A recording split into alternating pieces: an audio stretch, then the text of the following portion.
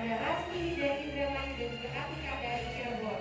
Ya, mereka hadir di depan juga, silakan. Saya tetap mematuhi protokol kesehatan kita ya, dengan cara menjaga jarak. Benar. Jadi ini foto yang spesial karena biasanya kalau foto diminta senyum, tapi bapak. Ya, jawaban saya ingin mengawali dari tata kelola penempatan kita, baik berhubungan langsung dengan sindikat penempatan direktur maupun sindikat hijau dan ini sebuah ekosistem, sehingga kebijakan-kebijakan BP2MI termasuk yang malam ini kawan saya, kita harapkan ini menghentikan sebuah ekosistem sindikat hijau rente sekaligus ya membubarkan apa yang disebut atau memutus mata rantai dari sebuah upaya menjerat pekerja migran, akhirnya mereka tersandera pada pinjaman dengan bunga yang berlipat ganda, yang sebetulnya secara sistematis ini supaya memiskinkan mereka. Nah, kalau ini sebuah ekosistem yang secara sistematis memiskinkan PMI, tentu ini berhadapan, berlawanan, bertentangan dengan visi negara yang harusnya mensejahterakan pekerja migran Indonesia. Terkait apa yang kita launching hari ini, dulu pekerja migran Indonesia untuk mendapatkan modal bekerja, ya mereka hanya punya mimpi indah, cita-cita, harapan tentang masa depan keluarga. Mereka tidak punya modal keluarga. Dua hal yang secara tradisional mereka lakukan: pertama, terpaksa menjual harta benda milik keluarga; kedua, terpaksa meminjam uang ke negeri. Dan dulu juga ada skema pool. Ini saya harus buka. Dulu ada skema pool, tapi sayangnya regulasi tidak memberi kesempatan PMI untuk meminjam langsung ke bank. Bahkan saya protes keras terhadap regulasi itu, dan saya menyatakan ini regulasi yang zalim, yang diduga kuat didesain menguntungkan pihak-pihak tertentu. Dulu menggunakan sistem linkage, di mana PMI tidak bisa meminjam langsung ke bank, tapi meminjam pool PMI itu diwakili oleh pihak ketiga yang bernama Koperasi Simpan Pinjam. Benar bahwa si pihak ketiga hanya dibebani 6%. Tapi ketika pihak ketiga setelah berhasil meminjam ke bank, meminjamkan ke PMI, bunganya menjadi 28,8%. Yang akibatnya 8-10 bulan PMI kita tidak menerima gaji apapun karena gajinya langsung dipotong. Nah, ekosistem mata rantai ini kita putus malam hari ini dengan merubah pola ya dari KTA maupun pool. Pertama, bahwa sekarang PMI harus berhadapan langsung dengan bank, tidak boleh diwakilkan. Berarti seberapa besar bunga yang menjadi ketentuan bank, maka itu yang menjadi beban pekerja migran Indonesia.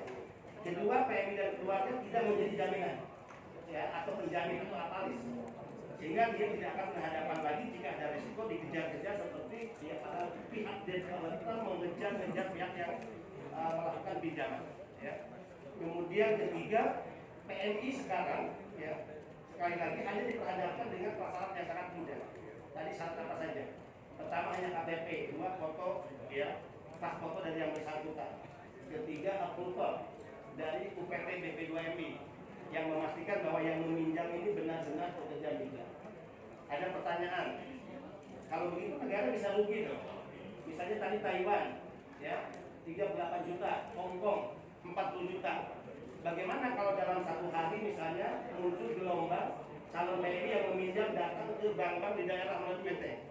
Hari ini misalnya 480 yang sudah mengajukan bersama dengan launching. Tidak perlu khawatir akan resiko, karena uang yang diserahkan oleh bank untuk modal bekerja tadi ya itu tidak secara keseluruhan langsung diserahkan, tapi per item komponen biaya yang dibutuhkan. Misalnya minggu ini dia harus mengikuti pendidikan pelatihan, berapa biaya 7 juta, hanya itu yang dikeluarkan ya, tidak langsung keseluruhan. Sehingga Jasindo sudah menghitung persis seberapa besar resiko kalaupun itu ada yang tanggung oleh negara. Kalau ada kan Jasindo nggak boleh berpikir rugi dong ya, dan tidak boleh berbisnis dengan rakyat. Negara tidak boleh berbisnis dengan rakyat. Kalau ada resiko kerugian, tanggung jawab negara. Jadi ini sebetulnya upaya yang membumi hanguskan ekosistem hidung rente dan memutus mata rantai ya dari para rentenir yang saat ini menjerat pekerja migran Indonesia.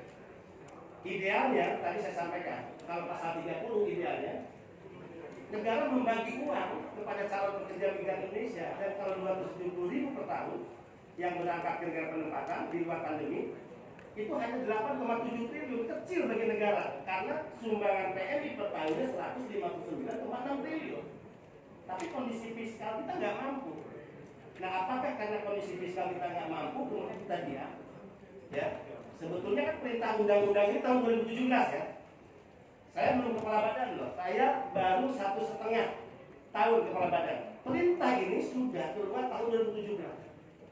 Saya katakan ini perintah undang-undang, tidak boleh karena fakta empirik negara secara fiskal tidak sanggup memberikan biaya bagi pekerja, kemudian kita tidak melakukan apapun. Sementara di sisi lain para rentenir Ijon Bente tetap beroperasi bekerja dengan segala prakteknya yang menjerat leher para pekerja migran kita, menjadikan mereka sebagai mangsa. Nggak boleh. Saya turunkan peraturan badan, saya turunkan peraturan di bawah peraturan badan lewat keputusan kepala badan yang malam ini.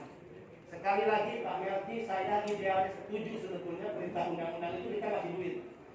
Tapi karena kita belum siap negara, maka yang kita fasilitasi adalah melalui pinjaman dengan bunga yang sangat rendah.